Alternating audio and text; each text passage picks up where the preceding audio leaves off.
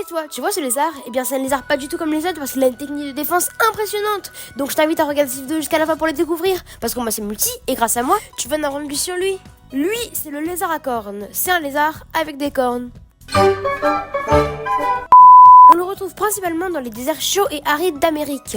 Mais le lézard à cornes, c'est en réalité une grande famille de lézards qui regroupe plus de 22 espèces. Sauf qu'il y en a 3 auxquelles on va s'intéresser en particulier. Phrynosoma cornutum, Phrynosoma solare et Phrynosoma hernandesi. Et la particularité de ces 3 espèces, c'est qu'elles ont des techniques de défense qui vont vous épater. Et ça, c'est électrifiant. Car dans les déserts où elles habitent, il y a beaucoup de prédateurs comme les loups, les coyotes ou encore les chiens domestiques. Et en cas d'attaque, elles ont un plan qui se déroule en 3 étapes. La première étape, c'est qu'ils vont être capables de gonfler leur corps et de doubler de volume. C'est impressionnant et ça fait peur à la plupart des prédateurs. Mais certains prédateurs sont plus coriaces que d'autres, donc à ce moment-là, ils ont un plan B.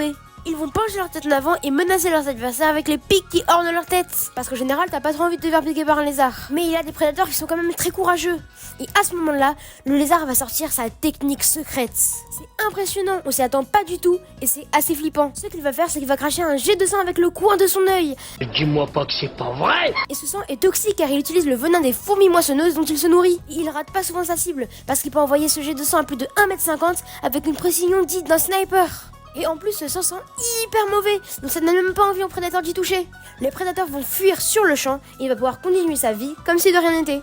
C'est quand même vachement plus stylé que l'autotomie. L'autotomie, c'est la capacité qui permet aux lézards de détacher leur queue de leur corps pour pouvoir fuir des prédateurs. Mais le lézard à cornes n'en est pas capable. Ah! Et voilà, maintenant tu sais tout sur le lézard à cornes, et si t'as aimé cette vidéo, abonne-toi.